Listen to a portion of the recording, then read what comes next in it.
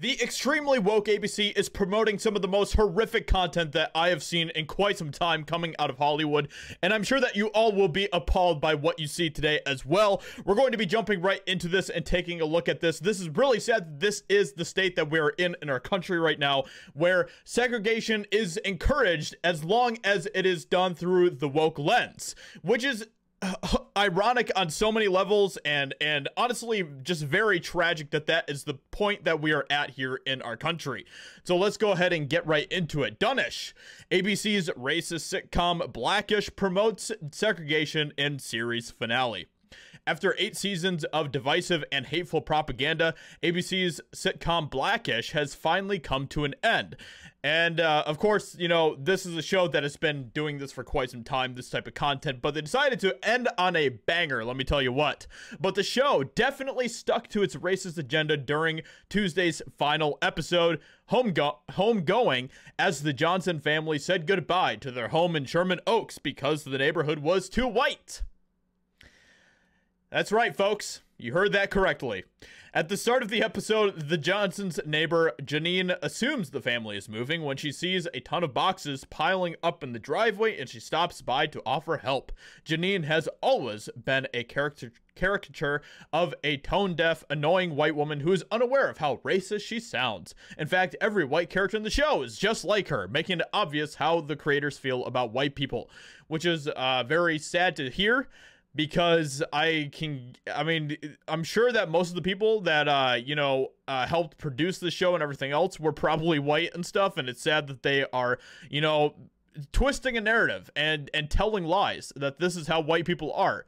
When the reality is that, this is a very, very, very, very tiny fraction of people that are like this. But of course, they need to stick to the narrative. They need to build a narrative. And so they're going to promote lies. So this is one of the first clips that we will take a quick look at here.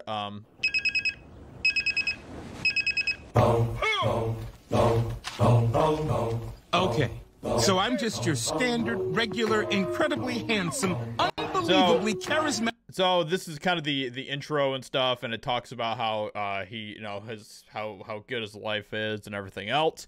It wasn't that long ago that main character Dre claimed that the American dream is available to everyone unless you're black, which is just such an insane position to have. It's an absolutely insane position to have because it is an absolute and total lie. There are some very, very, very successful black people in America.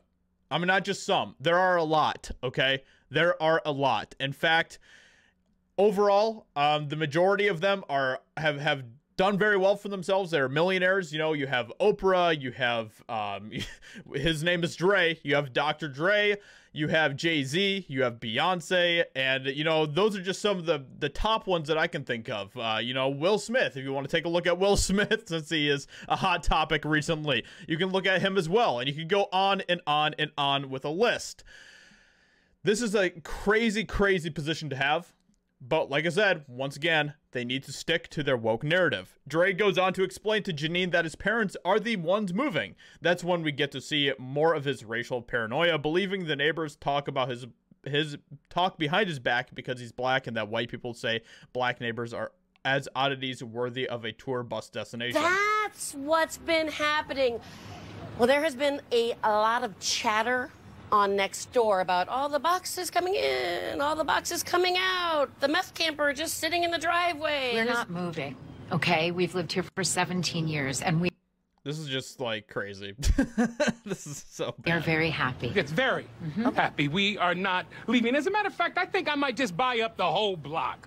All right? Diane gets a house. Jack gets a house. Junior and Devontae can split one. Okay, there you have it. Now, it's Johnsonville. All right, well, Oh my gosh.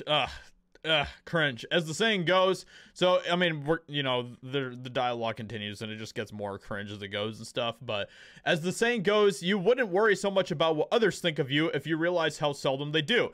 So, let's go ahead and move on down to the finale here. I think you guys get the picture of what is going on here. So, apparently, down here is the clip of when they decided to really just go gun-ho with this type of racist rhetoric.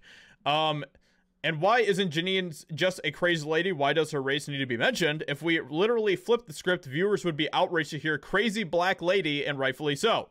Exactly right. There's nothing humorous about actual racism, no matter who the target is, and that is having an actual stance against racism when you reject it across the board. But that isn't good enough according to the woke. So it continues on, it goes on, and then this is, I believe, what the finale clip is here. I guess their pro-segregationist decision isn't surprising given the show's history, like when Pops complained he couldn't enjoy his favorite diner anymore because white people started going there. Can you imagine, like, they made a great point, like, can you imagine if they were saying this type of stuff about a show where white people were talking about black people this way? They would rightfully be completely scourged for that. But it's okay when it's the other way around. Bo and I were excited about our new future. All we needed to do now was tell our family. So, we move into the hood. Not the hood. No. You know, View Park, Ladera Heights, Baldwin Hills, or one of those other neighborhoods where they film Insecure. Oh, so neighbor lady talking about Atlanta got inside your head, huh? My baby would never make it down there. All that sweet tea and cobbler would send his diabetes through the roof. Guys, we have always So it continues here. been talking about how on guard we are. If we move to a black neighborhood, we can relax. Exactly. You know how... If we move to a black neighborhood, we can relax. Whew. Oh, I come home and it looks like I've been through a 10-round boxing match? Yeah. I mean, I do notice the vein that looks like it's always ready to jump out your face. Oh my God, there's just so much upside, you guys. If we have black neighbors, we're not obligated to be their friends. We can just judge them by the content of their character. I feel like that was a shot at the Amukamors. You know, if I... We can just judge them by the content of their character. Wow. Interesting to see the couple reassuring their kids that they aren't moving to the hood. But to teach their kids they can't judge white people by the content of their character or have any real friendships with them was absolutely appalling and goes against everything Martin Luther King Jr. ever fought for. That is exactly the case. And unfortunately, it isn't just this show. There are many shows that are doing this, and it's only seeming to get worse and worse as all of these streaming services and TV companies and everything else continue to plunge deeper into woke insanity. Let me know what you think about this in the comments below. Leave a like, subscribe, all that good stuff, and I'll talk to you all in another video very soon. Bye.